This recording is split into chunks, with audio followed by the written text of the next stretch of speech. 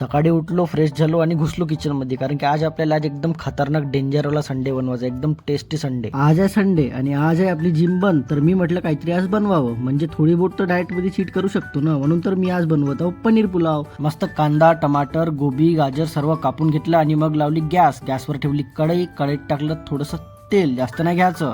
मग टाकलं जिरं आणि मग टाकली मिरची, कांदा आणि टमाटर, मग व्हेजीस टाकली आणि शिजू दिलं. पहा, आपल्याला पनीरपासून चांगलं प्रोटीन मिळेल.